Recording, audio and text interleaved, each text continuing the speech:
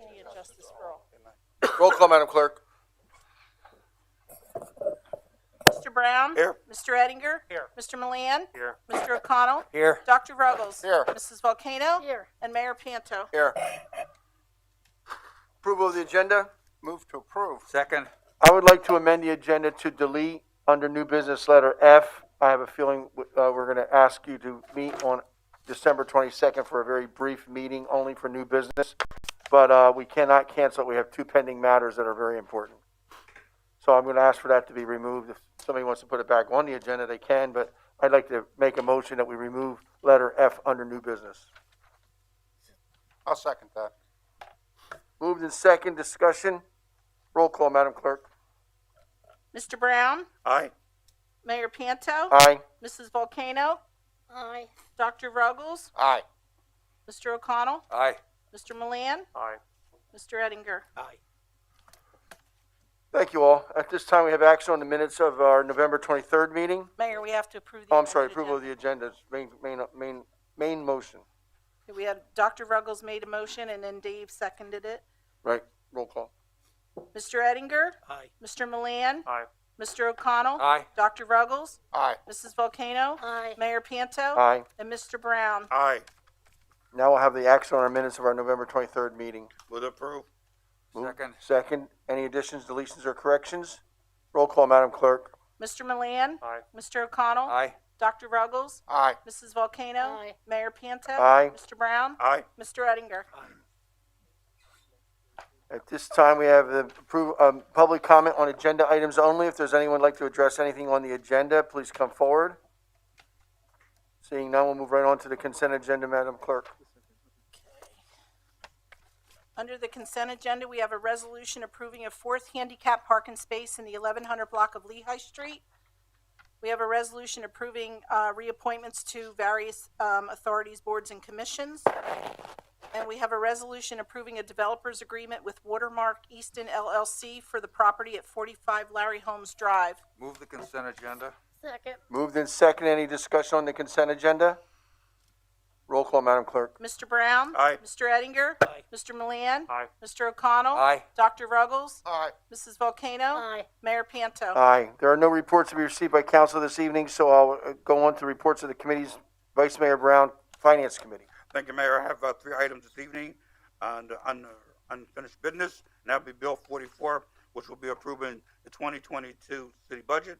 Also, Bill 45, which is setting the tax rate for 2022. And also, I have a resolution coming forth, and that's for approval of the salaries and wages for 2022. That will be my report for this evening.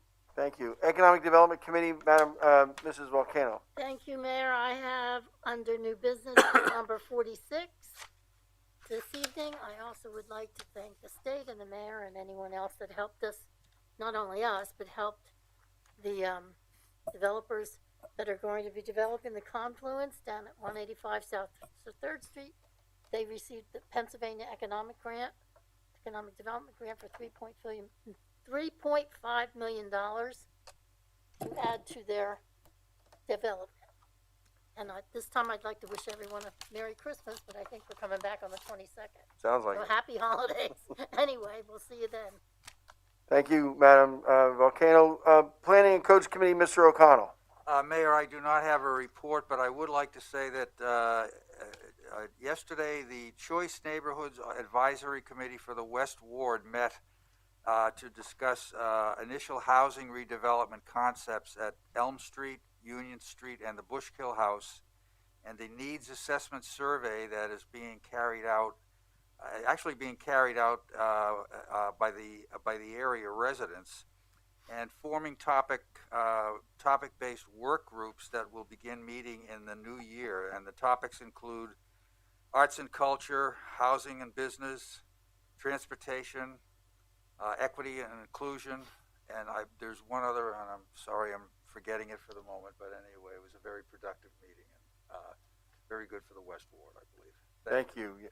Today we also had another meeting with Choice Neighborhoods. Jared was on that call, as well as John Kingsley and the two consultants, Nando and Adam. So we got that update, and good things are happening in all of our neighborhoods and especially in the West Ward. So, move on to public safety, Councilman Ruggles. I have no report tonight. Public Works, Councilman Eddinger. I have no report tonight, Mayor. Administration Committee, Councilmember Milan. I have no report, Mayor. A report of the City Solicitor, Mr. Shear. Yes, just before our regular meeting, we had a very short executive session to discuss a litigation matter. Thank you. And report of the mayor, I do want to mention the RCAP that Mrs. Volcano mentioned. That makes a total of $5.25 million for that project. That project has gone up because of the supply chain problems we're having in the United States. That project has now gone up to $94 million. The South 3rd Street project has gone up, I'm sure. So we're looking at both of them. And also, we did get Hearst, Mr. Pector, who owns the Hearst building across the street, has about 9,000 square feet in the back. A Defense Department company from South Side, and I'm not sure, I can't remember the name of it, to be honest with you. Easton? Yeah. They are going to go into that space, and that $500,000 is towards the renovation of that space into their facility. So it's $4 million that the city of Easton got, so we're really appreciative of that. Also, today I was a guest presenter on a webinar made up of mayors from Mexico. And I want to thank John Kincaid from the Lafayette College Local Government Center for setting it up for me. I spoke to about 390 people today on Zoom, thankfully, and about the value of parks, recreation, and open space to the quality of life for the community. I see Mr. Hopkins is here who maintains them impeccably well. We talked a lot about the vision for young people coming into the city want places to recreate and relax, and we talked about not just parks and recreation, open space, we also talked about art. So I was very appreciative of that. The Winter Village update, I can report confidently that the huts are doing better than they've ever done. They're selling out on weekends. Every local retailer that I talked to is so glad they were there.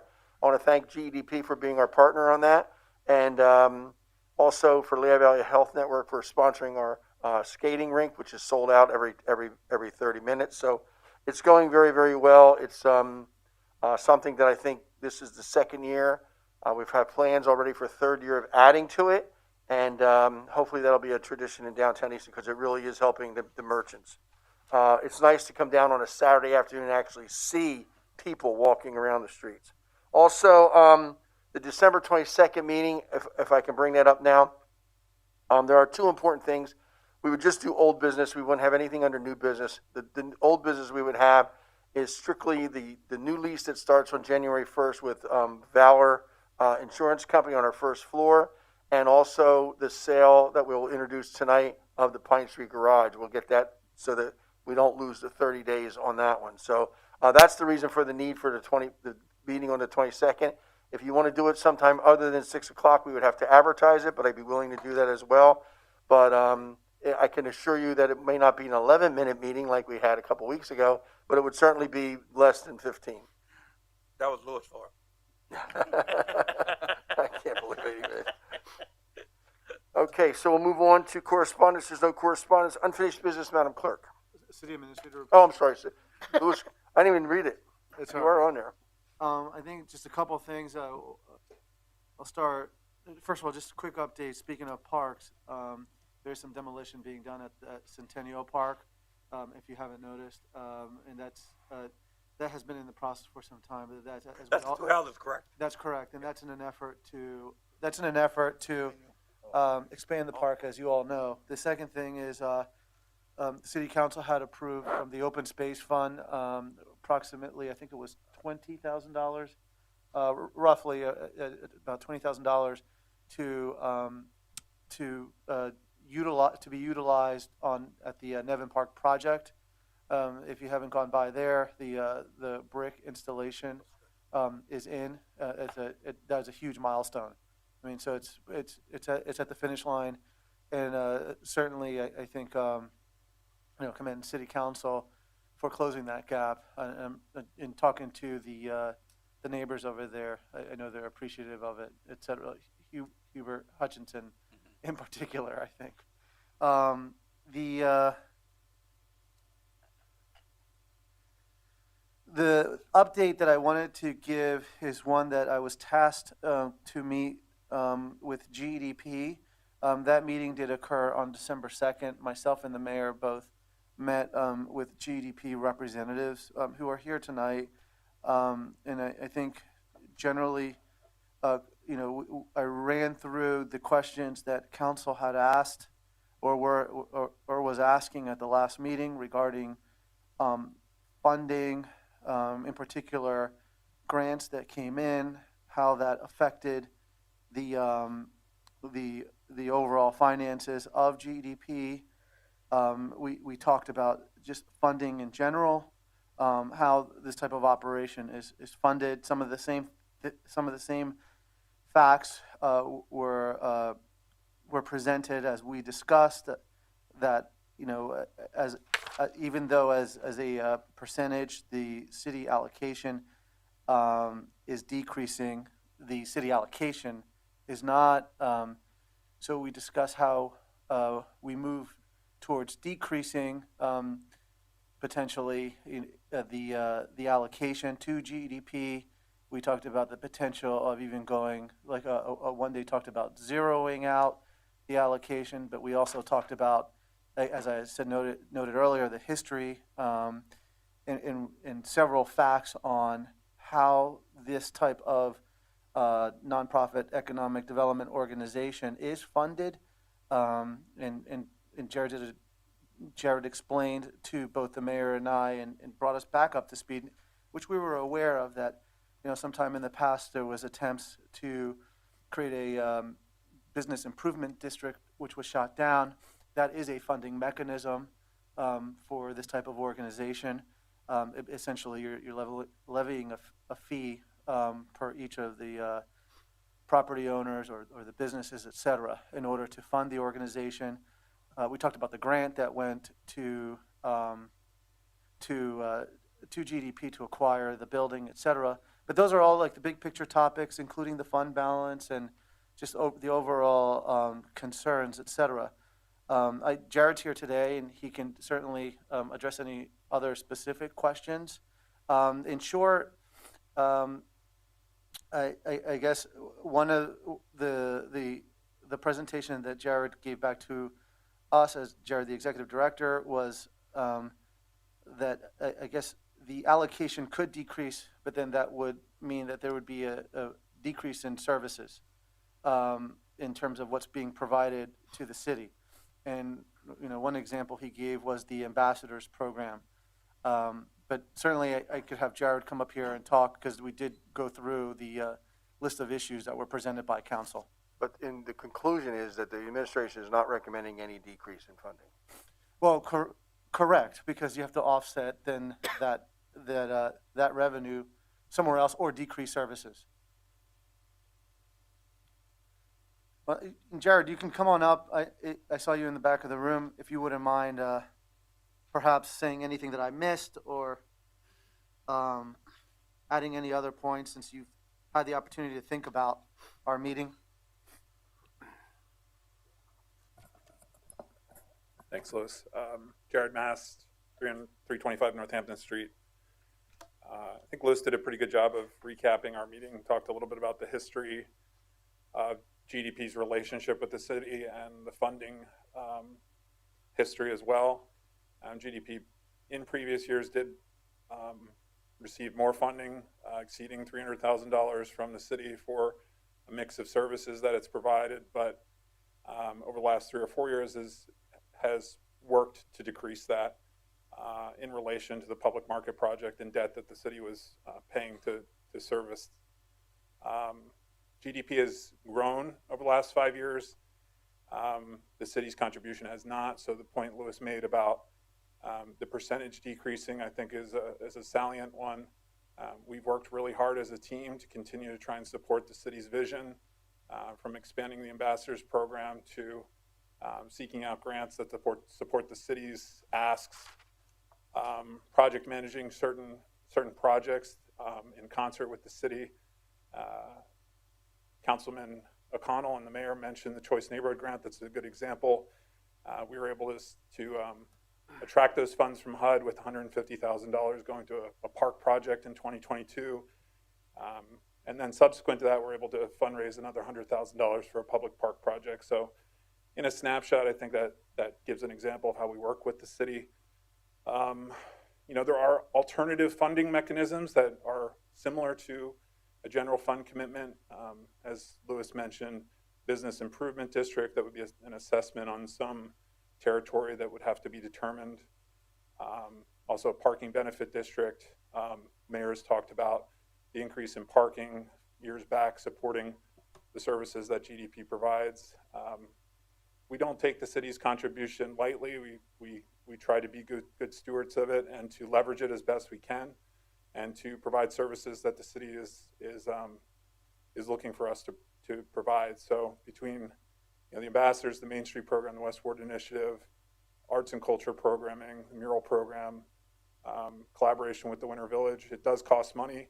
Our budget is close to $3 million this year, and the city's contribution is less than 10% of that. So again, looking at 2022, trying to continue to build on the city's vision and be a good partner. And as I said, we've been receptive to decreases in the contribution over the years, but continued decreases would have to be absorbed in some way or another. I think that's just a truism. So happy to answer any questions from any council people or from the administration. One of one of your new projects is Bike Works, and Yep. I really think that's going to be a benefit to the entire community for our young people. And it's going to obviously take a blighted building and make it look good and give kids an alternative of how they can earn a bike. But I think that's an example of your organization moving out into the West Ward. The ambassadors are out there. We talked about maybe moving the ambassadors off of Walnut Street, moving them on to Northampton Street. Right. Huggy Fainer's doing that great project on the 1000 block of Northampton Street. Your assistance with bringing people in for for Bacon Fest is just phenomenal. I mean, people come from all over the area to see it, and they see our city, and they come back. I've had a number of people from the huts tell me that the people are leaving the huts and visiting their stores, their brick and mortar stores, because they now know where they are. Sweet Girls and Christine's in particular. Easton Baking, New Home, they're all telling me that their people are actually going back to see the brick and mortar place. So I put it in the budget. It's a balanced budget.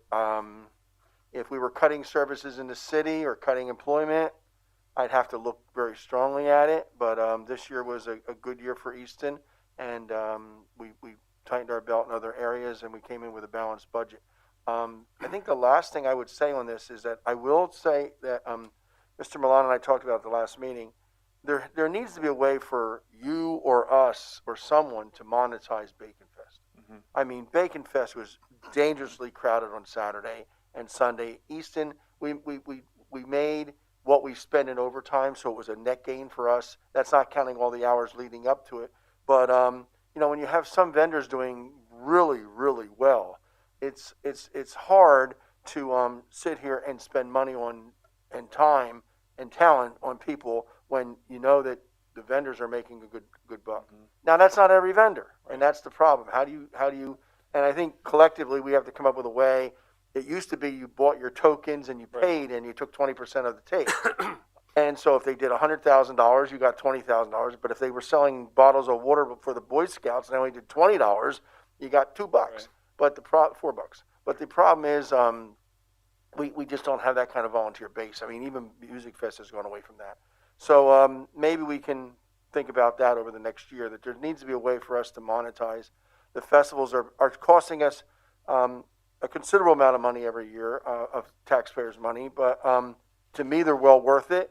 I met people and merchants who are telling me people are coming back. Yeah. They came downtown. Some of these people live locally, like in Palmer and Forks Township. They came for the first time at a festival. I said, oh, this is really nice. And I didn't have any problem with crime, so I'm coming back. I spoke at the Palmer Kiwanis Club this morning, which probably had 40 people there. And the one gentleman was telling me that he had a call from a doctor friend in Allentown, who was concerned about coming downtown Easton, and we still have that reputation and that perception that we're not safe. So we have a lot of work to do, and we need to put money towards that. So maybe we can come up with a way of figuring out how to monetize the festivals to a point where we're not so monetized that they become. Yeah, I think we try to prioritize local businesses at Bacon Fest and give them discounts for signing up early, and we do take a percentage of alcohol concessions throughout the festival, and I believe we have the highest vendor fees of all the festivals in the city. But, you know, as it continues to grow, point is well taken. I mean, we can continue to try and be more profitable, and the unique thing I think about GDP in relation to other events, some other events anyway, is that, you know, we reinvest that throughout the year with Easton Out Loud, Live at the Falls, other programming that doesn't have the same profit or net income potential as something like Bacon Fest does. So, you know, it does support a full-time staff of Marcy and Alley, and then beyond that supports programming that, you know, and also allows us to take chances on new programming like the bike race and things like that. That was great success this year. That bike race was phenomenal. Councilman O'Connell. Jared, where might you have to make cuts if you don't get the required funding? So you're talking about city funding? City funding supports overhead for the organization, the ambassadors, in a most significant way. So, you know, the most obvious cut would be to city services around, or to GDP services around the ambassador program. Any other questions for Jared? I mean, I think from my perspective, this kind of came from my concerns about, you know, our costs are going up too. Mm-hmm. You know, we pay for labor, we pay overtime, we pay for refuse. You know, we're hustling to get the city back up and running for a Monday morning start. Mm. And, you know, at some point, although it's a profit center, I guess, when you kind of quantify the numbers, the city tax base is still bearing the brunt of that effort. And I get it, you guys are, you're bringing in the visitors, people are loving it, people rave about the festivals, but from my perspective, we still have a fiduciary responsibility to taxpayers. Mm-hmm. So when we pay the overtime for police, fire, DPW, you know, we may make X dollars on parking and whatever else we get from it, but it's still a burden on our taxpayers. Yeah, I guess we could look at that P&L for Bacon Fest weekend. My understanding is that for Bacon Fest, at least, that the parking revenue supports the overtime, and then also the health and business license fees support the staff related to that. I can't talk about Garlic Fest or other events that maybe don't have as much of a revenue impact. But for Bacon Fest, I think, like I said, I'd be happy to talk through what we can do to make the city more whole, or whole if it isn't. I mean, it's not so much a singular festival. I think it's just the general premise that, you know, when there's something going on downtown, there's no reciprocal payment back to the city in some form of a percentage. Like Bethlehem, I can tell you right now, Bethlehem requires a 33% reimbursement for all overtime for any festival. Police, fire, EMS, DPW, they require, I think it's a 30 or 33% reimbursement. I'd be fine with that. How you absorb that into your vendor fees would be up to you, obviously. But at some point, though, like, our costs are going up. Like, Yeah, I guess I would look at the net income. Again, to come back to Bacon Fest, if the city is losing money, then we should look at that. If Bacon Fest is bringing a crowd that the city monetizes through parking, and it allows the city to pay for the overtime, then I think that's a slightly different situation. But I think from my perspective, it's not so much whether or not the city's making a profit center or net revenue. It's, from my perspective, we're using city resources for festivals that, quite frankly, a lot of our constituents can't really afford. I mean, that's just the reality. You know, you have a lot of people who are coming from out of town to kind of attend these events, which I respect that and I appreciate that. But, you know, when my budget for labor next year went up by 4% across all two bargaining units, you know, and the administration, like, we have to absorb that number. Like, it's a tough nut to absorb just in salaries and wages. So I'm not picking on Bacon Fest. I'm just saying in general, like, we have to start looking at this thing from a different perspective where, you know, people are charging a lot of money for their goods and their wares, and they're doing well. I appreciate free society, but, you know, we can't continue to absorb cost increases based on, you know, festivals. We have to, you know, be a little more proactive in trying to disseminate that across all the fees. Well, if I'm not mistaken, the parking revenue or the parking fee went from $15 to $20 this year, which probably offsets some of the increase in labor fees. And, you know, I think there's different ways for the city to balance the costs of events with potential revenue of events. And that's just one example. You know, the licensing fees are another piece of that. I don't see us going to a full ticketed version for Bacon Fest. Okay. And I think that degrades the event. I think folks that, you know, Arts Quest just moved back away from ticketing. They've implemented a point of sale system throughout their entire event footprint that allows people to pay by credit card or pre-charged card. We could look at the cost of that. That's a cost for a 2-day event versus a 10-day event, and you know, tens of thousands versus 1 million people that Arts Quest brings in.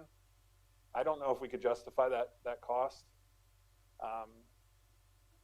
You know, I'd like to better understand the Well, I will say that I like the opportunity to be free. Asking for a donation is one Yeah. thing, but charging, I know that a lot of our less fortunate residents come down, they get the entertainment, they can feel like they're part of it. They may not be able to buy a bacon burger for $10 or bacon on a stick, but they feel like they're part of the community. And I see a lot of them there. It's the only time they have all of the concerts that you do live at the falls and stuff, they're there. Because it's free entertainment for them, and they can't take their kids to a state theater show, but they can certainly take them down to Live at the Falls or a Bacon Fest. So I think, you know, when we look at festivals, I look at festivals as a guy who did them when I was from the JCs all the way up. Festivals to me are what a community is all about, and the city doesn't spend money on anything like we do on festivals, but festivals give our residents something to do. Now, that doesn't mean that we just forget about monetizing, and I think we're right.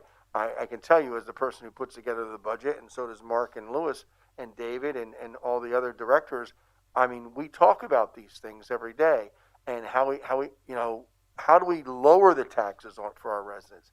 That's something we've been talking about in the last 5 years. I mean, we see all this growth, and the growth is great, but it's taking care of that 4 or 5% a year that everything's going up. So, I would just, I mean, again, it's something that we should be looking at. I agree with Peter. We should be looking at it and understanding it, and maybe there's a way of monetizing it, maybe there's not. But the city can make that decision at some point, but I would never vote for discontinuing our festival. I think the more festivals we have, the more people come to Easton. I will tell you that people around the valley are looking at Easton now as a place to come on weekends. So. Jared, if I may, I was just going to piggyback off what the mayor was saying. One of the things that caught my attention is that I know that we have the volunteer donation, but I see people go around that. You know, and was that the only spot? That's the only spot I remember. There were 3 spots this year. There were four donation locations last year. There's a little bit of reluctance in our volunteer base just to be interacting with that many folks. So we prioritized the 3 locations that we were at. So it was 3rd in Spring Garden, 4th in Northampton. Third and Ferry. 3rd and Ferry. 3rd and Ferry right out here. And then we didn't have anything at 2nd in Northampton, which is where we typically would have a 4th. Right, that's the one I was missing. Yeah, so the city is permeable. We're not trying to capture every single person. It's just an add-on to the event. Folks are happy to kind of finally step inside the festival grounds, and we have a lot of folks that give more than $2, and some folks that, you know, just make their way through, which is we're not aggressive in any way. Ed is actually the super volunteer that organizes all those gates and those gate volunteers, and it adds about $30,000 in additional revenue to the event. So, I don't know if everybody that was the line that I was in, yeah, they did give a donation, yeah, and I did see more than the $2. Yeah. You know. So. Yeah. Would it be Dr. Ruggles. possible? Oh, I'm sorry. Go ahead. No, I mean, I appreciate all of what GEDP does, and I think that it's very valuable for the city. Where I have my biggest issue is I don't know anything about the revenue. I don't know anything about. I've never seen anything. Okay, this is how much this festival gets, or this festival. I don't know any of that, and so I'm sitting back and I'm looking at our overtime for police and fire and recognizing, well, that's money coming out of our budget, but I don't. I mean, I just don't have those numbers, to understand the total impact, I guess. So, I mean, I think that would be something that would be very valuable. And on the second part of that, your comment on, well, the parking, probably covered the overtime. I don't think we should be doing that. I think we should be getting more, because many of our residents are displaced, I'll call it, because of the festival. The traffic is horrible. They can't get through the city. People, it takes an hour to get from one place to another. And they're not going to the festival. They're just trying to survive within the city. Parking is horrendous, All of those things are issues that our residents are dealing with. And if we say, oh, well, we're breaking even, I say, then why are we doing it? I mean, I think there's an answer to that question, which the mayor talked about, is introducing people to our city. It's essentially a marketing tool for the city to get. I understand that, but I never see any. I mean, we can say that all we want. We can say, oh, well, people are coming here, they're seeing the city and everything, but we don't have any data to show what the impact is. I mean, I'm down here, I see the people, I see how many people are here, and I get a sense of it, but I don't know what the economics. Well, I would say, I mean, we can continue to have this discussion, but there has been survey work done that we can share. There's the direct benefit to the businesses that are in the city of Easton. They pay business privilege tax. They are stakeholders, just as residents are stakeholders. I think that's a cohort to look at, and the benefit to them. As I said, we prioritize Easton businesses at Bacon Fest. That's not the case for every festival, where there's more attraction from outside the city. We also surveyed spending outside of the festival itself, which is secondary impact to vendors that are not setting up in the festival grounds. And then we have surveyed on people's willingness to come back and rating the city. So I can come back and present on the survey work that we've done in previous years. I believe that was 2019 that Elvaic helped with that survey work. The P&L, as I said, for Bacon Fest produces a net profit that we reinvest throughout the year for programming. We can talk through that. It supports 2 full-time staff, a manager and assistant manager of special events. I think there's benefit to the citizens of Easton, around Easton Out Loud, Live at the Falls, Spring into Easton, Heritage Day, the bike race. It's not the same as walking away from a festival and taking it out of the municipality. I think GDP is a unique organization in that regard, that uses a festival to support things throughout the other 363 days of the year. But I'm happy to kind of talk through strategy, economic development strategy around special events, how that benefits businesses, how it potentially benefits residents throughout the year, and how it benefits the organization, which does other work throughout the year as well. Do we get business privilege tax from the vendors? Yes. Yeah. So we know how much the vendors actually. Well, in the case of a business, they're just reporting it as part of their annual revenue. They're not breaking out Bacon Fest in that report. No, I meant like the vendors that come in from out of town. I believe so. I believe that's a market Yeah, question. we would Shake know his head.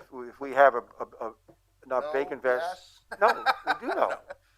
They got to file a business privilege reform if they did business in the city For 2 days? More than For 50. 2 days? for more than 15 days. Well, I'm talking about somebody who comes in on all of them. This is for the festivals, though. Yeah. We're not tracking that. No.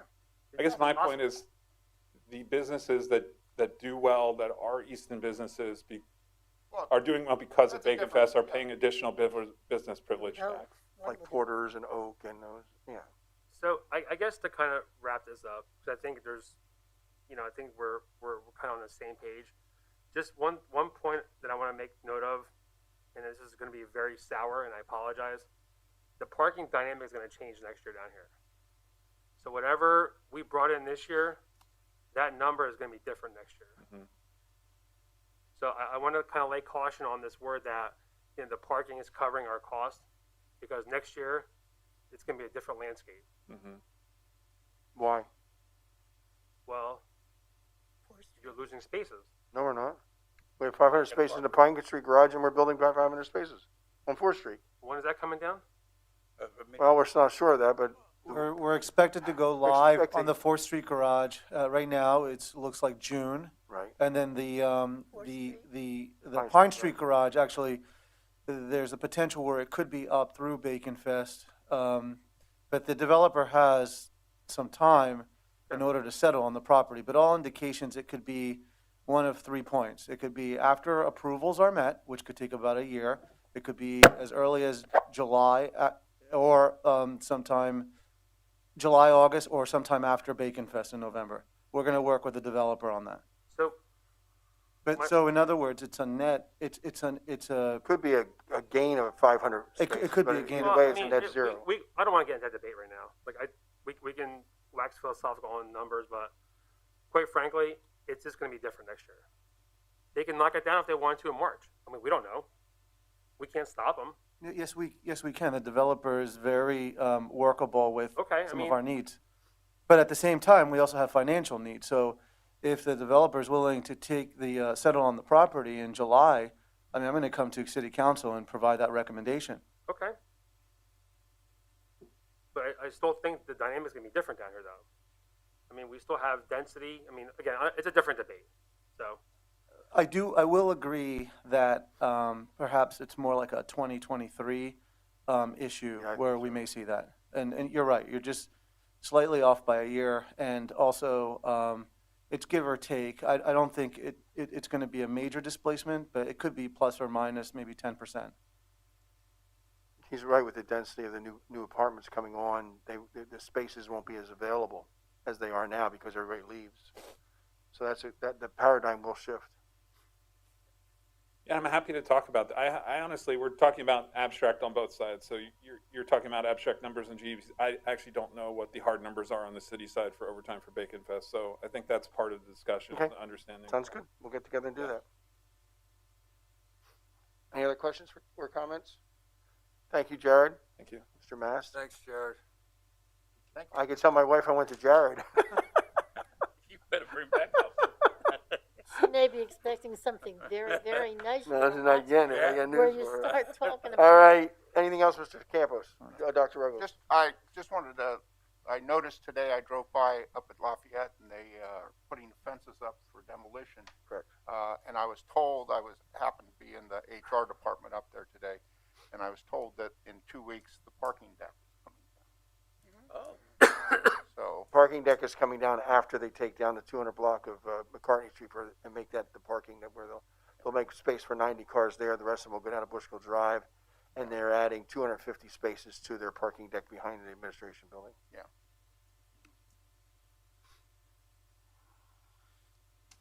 Mr. Campos? Is that it? No, that's it, Mayor. Okay, there's no correspondence, unfinished business, Madam Clerk. Okay, we had bill number 44 that was introduced by Mr. Brown, which would approve the budget for 2022. That was introduced on November 23rd. Move to approve. Second. Moved in second, discussion on the budget. Roll call, Madam Clerk.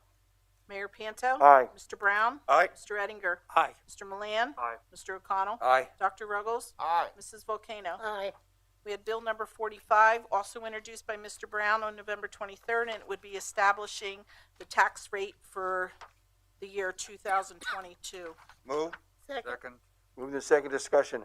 I would just like to make my annual plea for a reassessment. We are dealing with a 1987 assessment in the city of Easton and in Northampton County. Lehigh County did theirs a few years ago. Our assessment, our common ratio factor now is 4, which means if you have a house that's assessed at 50,000, it really should be assessed at 200,000. or appraised at 200,000. I hard time this morning at the Kiwanis Club when I spoke there. I was trying to explain to them about millage, that their mills may only be 6 mills, but they're assessed at 50% of their new homes. Whereas my house is assessed at $66,000. Don't tell me it's only worth $132,000. It's worth close to $350,000. So I just get upset when I hear people talk about millage. They should talk about dollars. And my dollars on my house, I pay roughly $1,600, $1,700 a year to the city, and it's well worth it. And most people out in Palmer Township, Forks Township, Bethlehem Township, they pay that much to their local municipality as well. It has nothing to do with millage. It has to do with the millage as it relates to your assessed value and your common ratio factor, which is, for cities, is really high. Went from what was it, Joel? 3.6 originally? Last year was 3.61. And now it's 4.0. Now it's 4.0, so that's a little over 10% jump in 1 year. Yeah. So I just, we set our rate at 24.95 mils. Oh, also, for those people who constantly go on social media and tell us that we don't raise property tax because we're at our limit, we're not at our limit. If you look at the rating, we're at about 12 mils of general fund. The rest is recreation and debt service, which is allowed. The law is general fund can't go over 25 mils. So we have about 12 mils that we can still raise before we get to the cap. We choose not to raise. City council's been very good with that, and so have I over the last 13 years. But the fact is, we are not at our state maximum. We can go up a lot higher if we wanted to, and we don't want to. Matter of fact, we want to come down. Who has to do the reassessment? County? County. So that's what you would like to have done. County. We did, in 1987, our millage went from like 22 mils to 11 because of reassessment at the time. And no, we did not raise taxes. Madam Clerk, roll call. Mr. Brown? Aye. Mr. Ettinger? Aye. Mr. Milan? Aye. Mr. O'Connell? Aye. Dr. Ruggles? Aye. Mrs. Volcano? Aye. And Mayor Pianto? Aye. Again, Our next item is the purchase of the 27 South 3rd Street. Rob is here from City Center. If you have any questions, but I'll move on, Madam Clerk. Okay, we For introduction. have Bill number 46 being introduced by Mrs. Volcano, which would approve a purchase and sale agreement for 27 South 3rd Street, which is the Pine Street Garage. So moved. Second. Seconded. No, we're not taking a vote, we're just We're moving. just Oh, moving. Yeah. I know.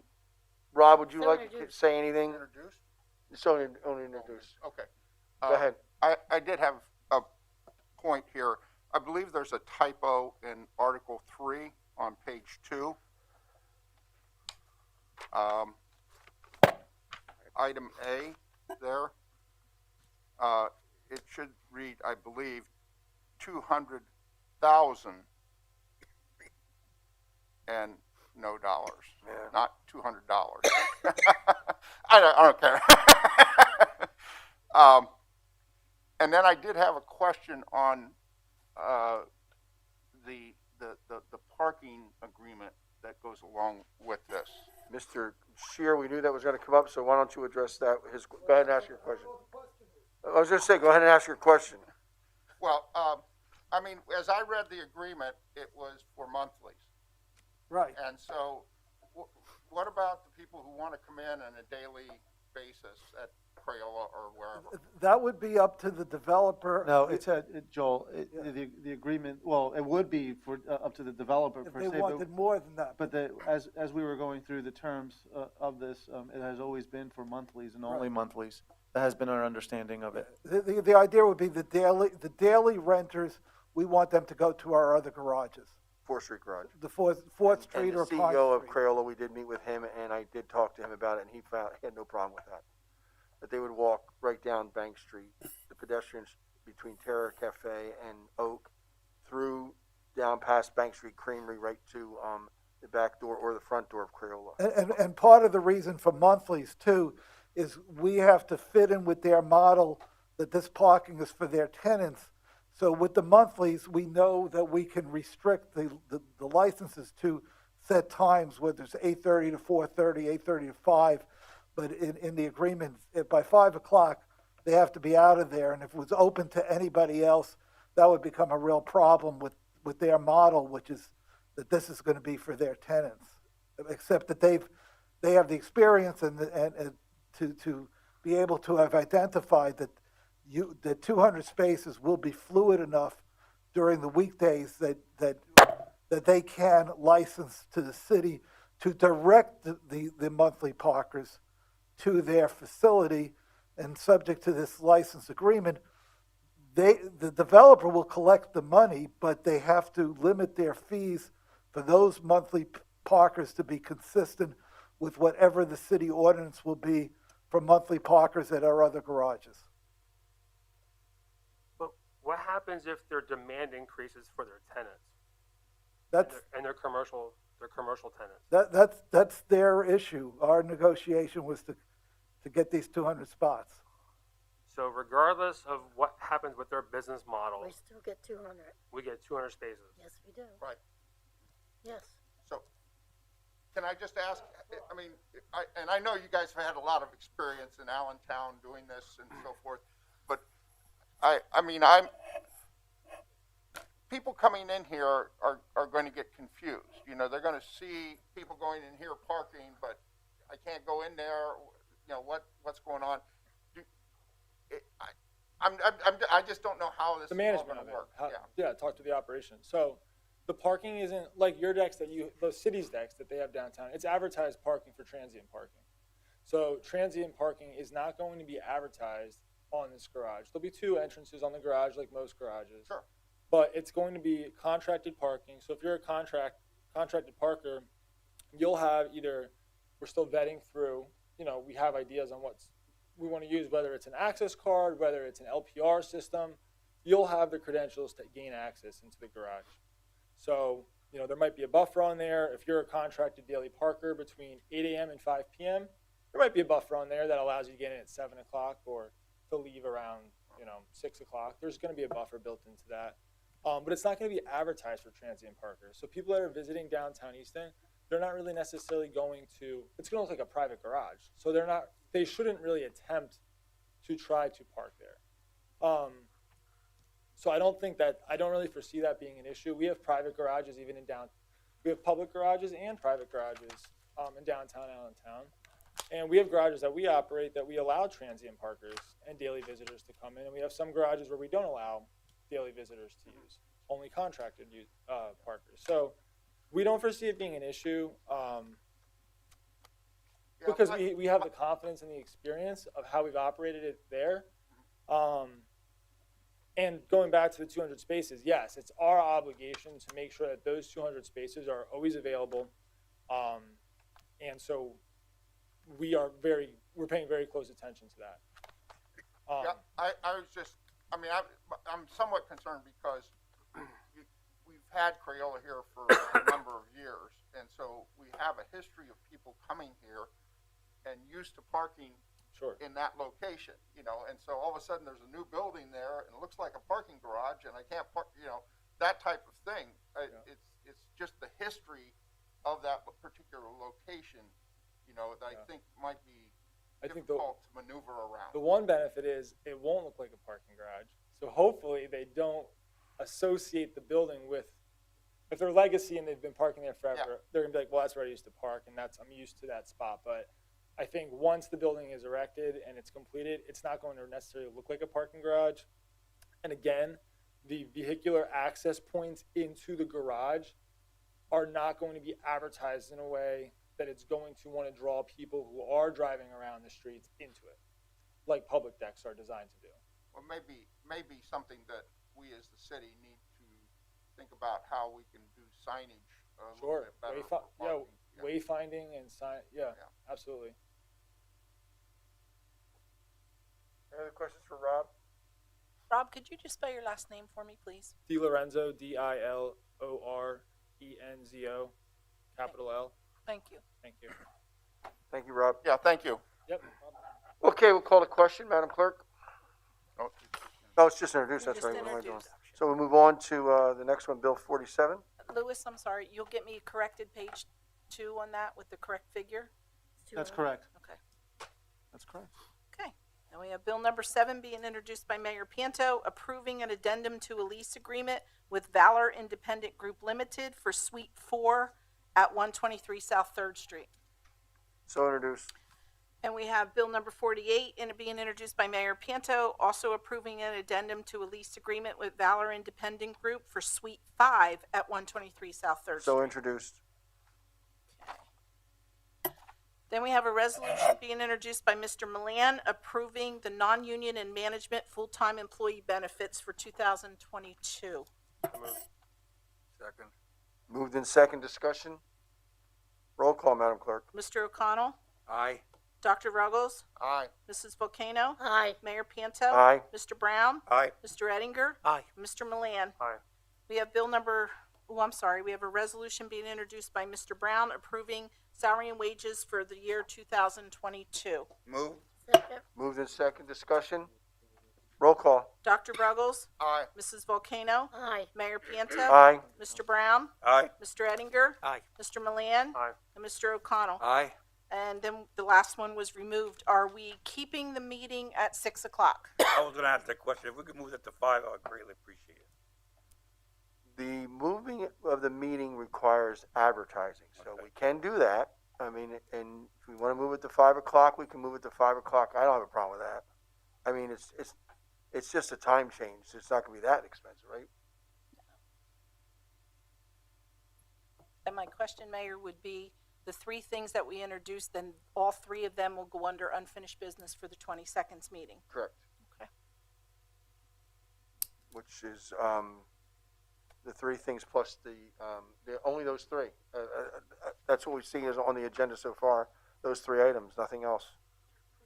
Well, if we have to re-advertise, would be better for people if we moved it to Tuesday. We can move it to Tuesday. If we're going to advertise, we're going to advertise it anyway. Would it be better on 21st, Tuesday? you're saying? 21st?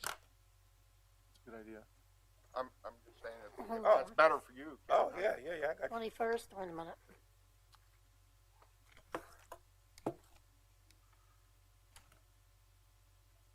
Tuesday's a regular committee meeting. Yeah.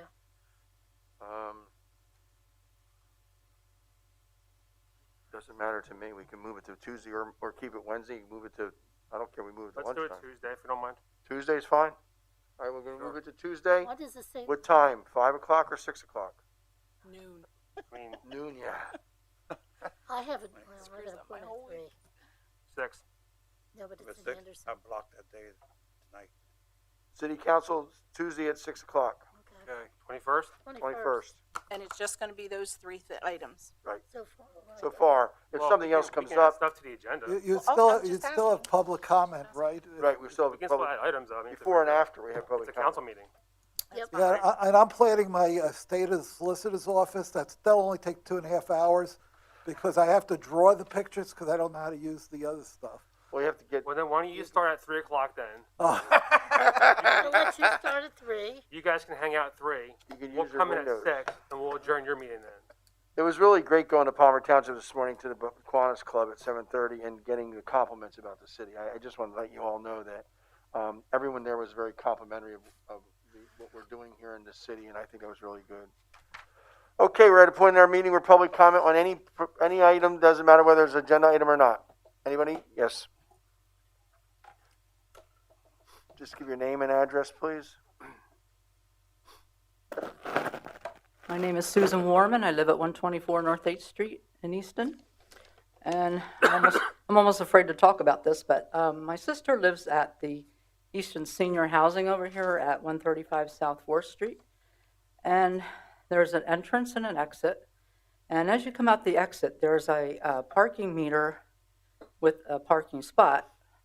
And if you try to make a left, which we do to go to church and the bank and the library, if there's a big truck parked there at that spot, or even a big-sized car, you cannot see traffic coming from the south part. Just wondering what could be done about it. I just feel it's a safety issue coming out of that. We'll take a look at that, Ms. Warman. Is it right next to the driveway that goes into that facility? Yeah, I have the meter number. too. I Oh, wrote- that's great. What's the meter number? S is in Sam 4-212. It's in front of the building, 147 South 4th Street. All right, we'll report that tomorrow to traffic division. Not a Is that problem. going right to that little tunnel almost? The what? The tunnel, the right-hand side? Where you going? You're talking about the facility across the street from Social Security? No, that's the Moose Building. She's talking about the senior housing. Yes, I'm talking. Yeah, we're coming out of the senior housing That's in the exit. okay. That's the one. And I looked today, I mean, the yellow paint is right up to the parking spot. So, I mean, it's legal, but it's just very hard. I'm afraid, We'll take a look at that. Yeah, Yeah, there's other no. people in the building trying to That's get an out. easy one. Okay, That's an easy one. Not a problem. okay, thank you. That's easy. Yep. Anyone else like to address city council? Oh, yes, come on up, Brooke.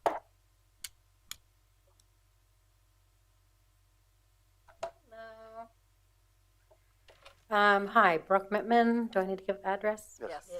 4400 Fairway Drive, Easton, PA 18045.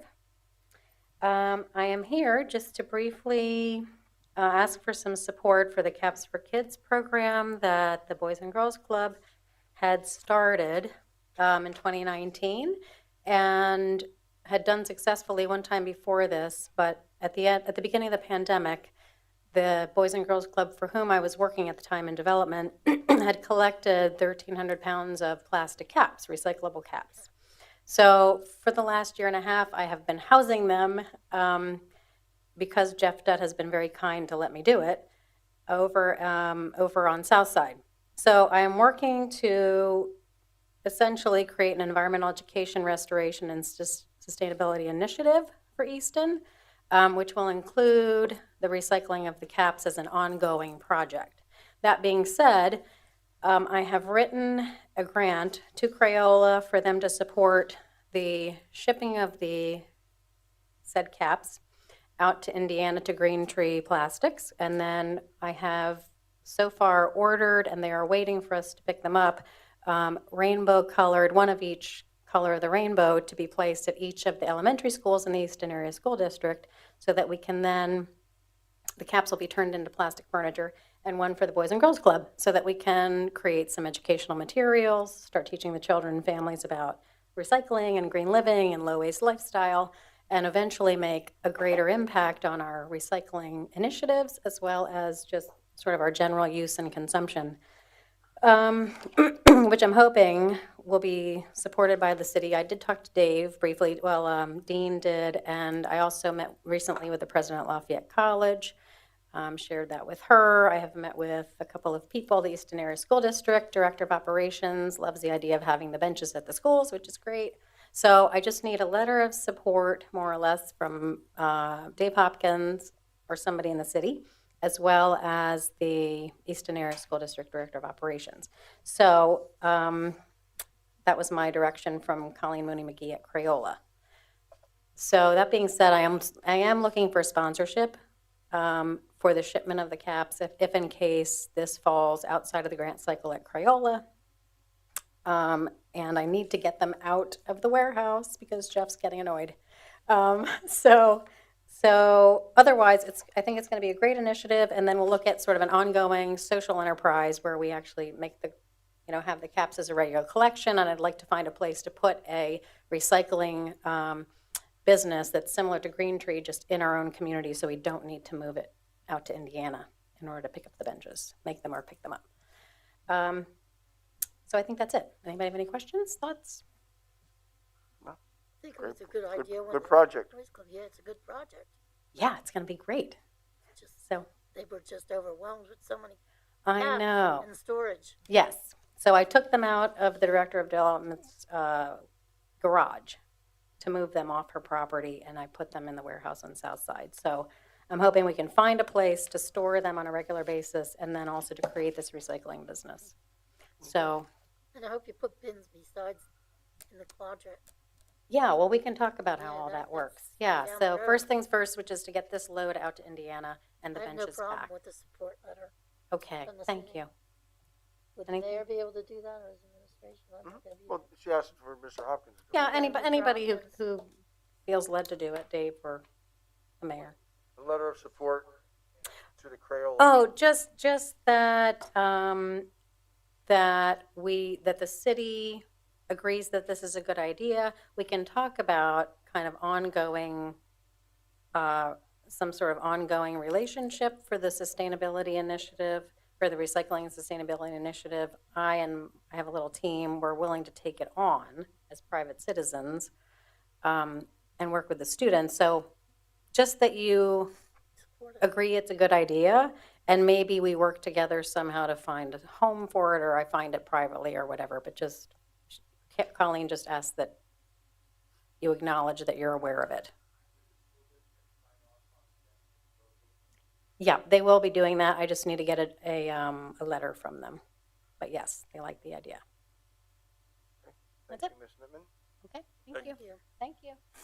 Anyone else have, any council members have anything for us to go to the order? Anyone else in the audience? Nice to see you here, Mr. Rabbits. Always a pleasure. Move to approve? Move to adjourn. Move to adjourn, rather? Move to adjourn, is there a second? Second. Moved and seconded. Discussion, roll call. Mr. O'Connell? Aye. Dr. Ruggles? Aye. Mrs. Volcano? Aye. Mayor Panto? Aye. Mr. Brown? Aye. Mr. Ettinger? Aye. Mr. Milan? Aye. Every time I look